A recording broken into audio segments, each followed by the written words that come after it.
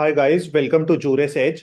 इस क्लास में हम लोग डिस्कस करने वाले हैं अबाउट मैरिटल रेप और कौन से सेक्शंस आपको रिलेटेड टू मैरिटल रेप बहुत अच्छे से पता होने चाहिए, क्योंकि रिसेंटली एक बहुत ही कंट्रोवर्शियल डिसीजन आया है जो आपके एग्जाम में आपका पूछा जा सकता है। तो इसको हम लोग स्टार्ट कर लेते हैं राइट अवे। सबसे पहले तो आपको केस का नाम पता होना चाहिए। केस का नाम है Gorakhnath Sharma versus state of Chhattisgarh. इस केस के अंदर हुआ क्या था, गोरखनाथ शर्मा नाम का जो आदमी था, इसने अपनी वाइफ के साथ फोर्स्ड सेक्स किया अननेचुरल मैनर में। अब यहाँ पे नंबर टू, मैं सेकंड वर्ड आपको एक्सप्लेन कर दे रहा हूँ। फोर्स्ड सेक्स आपको शायद समझ आ रहा होगा कि विदाउट कॉन्सेंट ऑफ वाइफ किया है। अननेचुरल सेक्स का मतलब है उसने अपने हाथ को पेनिट्रेट कर दिया इन हर एनस, जिसकी वजह से क्या हुआ, वाइफ को हॉस्पिटलाइज करना पड़ गया खुद को। वाइफ की बॉडी में डैमेज हुआ, डैमेज की वजह से उसको जो भी प्रॉब्लम्स हो रही थी उसने अपने आप को हॉस्पिटलाइज कराया। हॉस्पिटलाइज करने के बाद वाइफ ने एक स्टेटमेंट रिकॉर्ड किया। स्टेटमेंट में उसने क्लियरली मेंशन किया कि उसके हस्बैंड ने उसके साथ जो एक्टिविटी की है उसकी वजह से उसकी तबीयत खराब हुई है, जिसके बाद वाइफ की कुछ दिनों बाद डेथ हो जाती है। अब इस डेथ होने के बाद बेसिकली आपको शायद समझ आ रहा होगा कि पूरा का पूरा सिनेरियो हुआ। इसके बाद अभी केस फाइल हो जाएगा। केस का नाम रख दिया गया Gorakhnath Sharma versus state of Chhattisgarh. इस चीज पूरे केस को हियर कर रहा है छत्तीसगढ़ का हाई कोर्ट। उसने जजमेंट दे दी अपनी। इस जजमेंट में हाई कोर्ट ने मेंशन किया कि it is not an offence on part of Gorakhnath Sharma, कि गोरखनाथ शर्मा ने किसी भी तरह का कोई भी ऑफेंस कमिट नहीं किया है। क्यों? क्योंकि उसने जो रेप किया है अपने वाइफ का वो फॉल करता है under an exception which is called section 375 clause 2 of IPC. अब आप मुझसे अगला क्वेश्चन पूछ सकते हो कि इस केस के ऊपर आईपीसी क्यों लग रहा है, बीएनएस क्यों नहीं लग रहा है। तो अब आपको शायद बेसिक सा इसका रीजन भी पता होगा आप में से बहुत सारे लोगों को, कि जो भी चीज 1 जुलाई 2024 के पहले हुई है उस पर हम लोग लगाते हैं आईपीसी, इसके बाद जो भी ऑफेंसेस हुए हैं उस पर हम लोग लगाते हैं बीएनएस। तो यहाँ पे हमको अब समझ आ रहा होगा ये ऑफेंस जो है कि इस पीरियड में हुआ है, 1 जुलाई 2024 के पहले हुआ है, तो यहाँ पे इसलिए बी आईपीसी लग रहा है, बीएनएस नहीं लग रहा है। तो अब सेक्शन 375 क्लॉज 2 आईपीसी क्या बोलता है? पहली चीज तो ये rape to exception to rape है। ये बोलना चाहता है कि कोई भी हस्बैंड अपने वाइफ का रेप नहीं कर सकता, क्योंकि वहां पे इंप्लाइड फॉर्म ऑफ कॉन्सेंट होती है। हस्बैंड और वाइफ का इस तरह का एक रिलेशनशिप होता है जिसके अंदर हस्बैंड के ऊपर ये आप एलिगेशन नहीं लगा सकते हो कि उसने अपने वाइफ के साथ किसी भी फॉर्म की गलत सेक्सुअल एक्टिविटी की है, क्योंकि जब एक बार शादी हो जाती है उस पॉइंट पे हम लोग ये मान लेते हैं कि इस एक्ट के लिए 100% कॉन्सेंट कर रही है वाइफ। जब वाइफ की कॉन्सेंट आ गई तो किस तरह का रेप, तो आपको कॉन्सेंट लेने की तो जरूरत ही नहीं है। तो इस चीज को बताता है सेक्शन 375 आईपीसी। अब मैं आपको क्विकली बता देता हूं कि कौन से दूसरे सेक्शंस और केसेस आपको पता होने चाहिए रिलेटेड टू दिस सिचुएशन। तो सबसे पहले तो आपको पता होना चाहिए ये चीज कहां पे और किस तरह से मेंशन्ड है in recent in current BNS, कि बीएनएस का इससे क्या ताल्लुकात है, किस तरह से बीएनएस इस चीज पे क्या बोलता है, क्या वो इस एक्सेप्शन को मानता है या नहीं मानता है। तो बीएनएस में ये चीज मेंशन्ड है अंडर सेक्शन 63। सेक्शन 63 भी सेम चीज को बोलता है। सेक्शन 63 में कोई भी डिफरेंस नहीं है एक्सेप्ट वन। वो जो वन सिंगल डिफरेंस है वो बोलना चाहता है कि यहाँ पे जो मेंशन्ड है एक सेकंड क्लॉज, कि अगर यहाँ पे यानी कि सेक्शन 375 आईपीसी में जो एक सेकंड क्लॉज मेंशन्ड है कि अगर वाइफ की एज 15 या फिर बिलो 15 होती है, उस पॉइंट पे उस चीज को हम लोग रेप मानेंगे। तो इस फर्स्ट पोर्शन में कोई भी चेंज नहीं लेके आता है, वो चेंज लेके आता है इन सेकंड पोर्शन। वो इस पोर्शन के लिए बोलता है कि वाइफ की एज हम लोग 15 या बिलो 15 नहीं मानते हैं, इस चीज को हटा के हमको इसको कर देना चाहिए 18 और बिलो 18। अब अगर एक हस्बैंड है और उसकी वाइफ है जो बिलो 18 ईयर्स की है, उस पॉइंट ऑफ टाइम पे अगर वो हस्बैंड अपनी वाइफ का रेप कमिट करता है तो आप उस हस्बैंड को पनिशमेंट होगी, उसको हम लोग मैरिटल रेप या एक्सेप्शन टू रेप नहीं मानेंगे। लेकिन अगर वाइफ की एज अबव 18 है और अब हस्बैंड विदाउट कॉन्सेंट उसके साथ किसी भी तरह की सेक्सुअल एक्टिविटी करता है तो हस्बैंड इज नॉट लाइबल। शायद आपको ये दोनों बातें बहुत ही क्लियरली समझ आ रही होंगी। यहाँ पे एज 15 है और अब एज को कर दिया है 18 थ्रू बीएनएस। अब बीएनएस में इस चेंज को लाने का एक बहुत बड़ा रीजन था, इस केस के बारे में आपको पता होना चाहिए।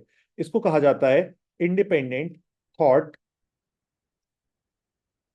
Versus union of India. इस केस के अंदर सुप्रीम कोर्ट ने रूलिंग दी थी कि पॉक्सो एक्ट जो है वो प्रीवेल करता है over IPC slash BNS. And POCSO में एज जो मेंशन्ड है दैट इज 18 ईयर्स। 18 ईयर्स को बताया गया है एज ऑफ माइनॉरिटी, कि इस एज में एक पर्सन माइनर है और यहाँ पे वो किसी भी तरह का, अगर वो कॉन्सेंशुअली भी सेक्सुअल एक्टिविटी में जा रहा है तो भी वो गलत होगा। तो यहाँ पे इस चीज को देखते हुए सुप्रीम कोर्ट ने रूलिंग दी कि एज को चेंज करना चाहिए हमको फ्रॉम 15 to 18। ये केस है 2017 का। तो इस चीज को कंसिडर करते हुए बीएनएस में हम लोग ने इस चेंज को ले आया है, पार्लियामेंट ऑफ इंडिया ने इस चेंज को इंट्रोड्यूस कर दिया है। फर्दर यहाँ पे सुप्रीम कोर्ट का बोलना था इस केस के अंदर कि इस पर्सन का आर्टिकल 14, आर्टिकल 15 एंड आर्टिकल 21 की भी वायलेशन हो रही है, तो हमको इस चीज को भी कंसिडर करना चाहिए। लेकिन ये वाला पॉइंट ज्यादा इंपॉर्टेंट है, तो आपको इस पॉइंट को याद रखना होगा। थर्ड चीज जो हम लोग के लिए इंपॉर्टेंट है इस केस से रिलेटेड, अब मैरिटल रेप की डेफिनेशन क्या होती है, बेसिकली मैरिटल रेप से क्या मीन करना चाहते हैं सारे के सारे लोग। तो मैरिटल रेप ऑफिशियली दो पोर्शंस में हम लोग इसको डिवाइड कर लेते हैं फॉर इजियर अंडरस्टैंडिंग। दो चीजों की बात करता है, अगर हस्बैंड और वाइफ किसी भी तरह के सेक्सुअल एक्टिविटी में जाते हैं लेकिन विद अ कंडीशन कि हस्बैंड और वाइफ साथ में रहते हैं, यानी कि वो एक छत के नीचे साथ में रह रहे हैं, और यहाँ पे अगर हस्बैंड किसी भी तरह की सेक्सुअल एक्टिविटी करता है विद वाइफ, तो इस चीज को हम लोग एक्सेप्शन टू रेप मानेंगे, यानी कि इसको हम रेप नहीं मानेंगे। अगर हस्बैंड और वाइफ अलग अलग रह रहे हैं, सेपरेटली रह रहे हैं, फॉर एग्जाम्पल आईटी जॉब करते हैं, हस्बैंड जो है दिल्ली में है, वाइफ जो है मुंबई में है, अब वो लोग कुछ वक्त के लिए मिलते हैं और इस पॉइंट ऑफ टाइम पे वाइफ अपने हस्बैंड के ऊपर एलिगेशन डालती है कि इसने फोर्सफुली विदाउट माय कॉन्सेंट मेरे साथ सेक्सुअल एक्टिविटी की। उस पॉइंट पे इस चीज को हम लोग रेप मानते हैं। आपको इस चीज को याद रखना है, ये चीज क्योंकि हम लोग के लिए बहुत ज्यादा इंपॉर्टेंट है। ये वाला पोर्शन इस जिसमें हम लोग रेप नहीं मान रहे हैं, और ये वाला पोर्शन जिसके अंदर हम लोग उस चीज को रेप मान रहे हैं। यहाँ पे दोनों ही सिचुएशंस में इंस्टीट्यूशन ऑफ मैरिज एग्जिस्ट करता है, दोनों ही सिचुएशंस के ऊपर। अगली बात जो हम लोग को पता होनी चाहिए कि वुमेन के पास क्या रिकोर्स है। अगर किसी भी वुमेन के साथ इस तरह की चीज होती है तो उसको क्या रिकोर्स ले सकती है, या क्या रिकोर्सेज हमको एग्जाम में पूछे जा सकते हैं। तो वुमेन के पास रिकोर्स होता है डोमेस्टिक वायलेंस एक्ट 2005। अब डोमेस्टिक वायलेंस एक्ट के अंडर कोई भी वुमेन केस को कंप्लेन को फाइल कर सकती है तीन कैटेगरीज में। Category one is humiliation, category two is violation of dignity, and category three is sexual abuse. इन तीनों कैटेगरीज में कोई भी वुमन जाके केस फाइल कर सकती है, कंप्लेंट फाइल कर सकती है, बट उस कंप्लेंट को हम एज रेप कंसिडर नहीं कर रहे हैं, उस चीज को हम लोग कंसिडर कर रहे हैं एज डोमेस्टिक वायलेंस, क्योंकि हम उसको डोमेस्टिक वायलेंस एक्ट के अंदर लेके जा रहे हैं। अब इसके बाद आपको तीन इंपॉर्टेंट केसेस के बारे में पता होना चाहिए। मैं क्विकली आपको तीनों इंपॉर्टेंट केसेस के बारे में बता दे रहा हूँ। फर्स्ट है, एक एमपी हाईकोर्ट ने डिसीजन दिया था 2024 में, जिसमें उन्होंने बोला है कि unnatural sex with wife without consent is no offence. अब इसके बाद सेकंड जो जजमेंट है जो हम लोग को पता होनी चाहिए, बॉम्बे हाई कोर्ट ने 2023 में बोला है कि अगर कोई माइनर पर्सन है और वो कॉन्सेंट कर रहा है किसी भी तरह के सेक्सुअल एक्टिविटी में जाने के लिए, स्टिल इट इज रेप, क्योंकि minors can not give consent. Third, हम लोग को एक जो जजमेंट पता होनी चाहिए जो कि बहुत ही फेमस जजमेंट है, नवतेज सिंह जौहर वर्सेस यूनियन ऑफ इंडिया। इस थर्ड जजमेंट के अंदर बताया गया है कि सेक्शन 377 जो है, इसको हम लोग, इसके पोर्शन ऑफ सेक्शन 377 को हम लोग डीक्रिमिनलाइज कर रहे हैं। पूरा का पूरा सेक्शन को हम डीक्रिमिनलाइज नहीं कर रहे हैं, हम एक पोर्शन को उसके डीक्रिमिनलाइज कर रहे हैं कि वो क्रिमिनल एक्ट नहीं होगा, विच इज होमोसेक्सुअलिटी। कोई भी सेम जेंडर के दो पर्सन अगर सेक्सुअल एक्टिविटी में इन्वॉल्व होना चाहते हैं तो उनको फ्रीली इन्वॉल्व होने देना चाहिए, उसमें स्टेट का कंट्रोल नहीं होना चाहिए। लेकिन बाकी सारे तरह के अननेचुरल सेक्सुअल एक्टिविटीज को स्टिल ये कंसिडर करता है। इसके मल्टीपल क्लॉजेस है जो आज भी इंडिया में अप्लाई होते हैं। अब फाइनली इसके ऊपर एक ग्लोबल स्टैंड क्या है, तो ग्लोबल स्टैंड का यहाँ पे मतलब है बाकी कंट्रीज क्या सोचती हैं अबाउट मैरिटल रेप। वर्ल्ड में 74 कंट्रीज ने मैरिटल रेप को एक ऑफेंस बताया है कि एक क्रिमिनल ऑफेंस है। अगर आप अपने वाइफ के साथ किसी भी सेक्सुअल एक्टिविटी में जा रहे हो without consent, it's a crime. 34 countries का बोलना है इट्स नॉट अ क्राइम। तो यहाँ पे नो ऑफेंस। अब ये जो 34 कंट्रीज है इसके अंदर इंडिया भी आता है।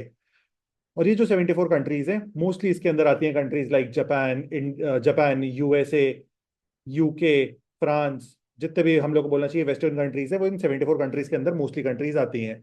इसके अंदर एक इंपॉर्टेंट कंट्री है जो आपको याद रखनी चाहिए, which is UK, United kingdom. United kingdom ने 1991 में अपने यहाँ पे मैरिटल रेप को ऑफेंस डिक्लेयर कर दिया था। इंपॉर्टेंट इसलिए है क्योंकि यूके ने ही, ब्रिटेन ने ही इंडिया का आईपीसी डेवलप किया था जिसमें उन्होंने मैरिटल रेप को डीक्रिमिनलाइज करके रखा था कि ये क्रिमिनल ऑफेंस नहीं है।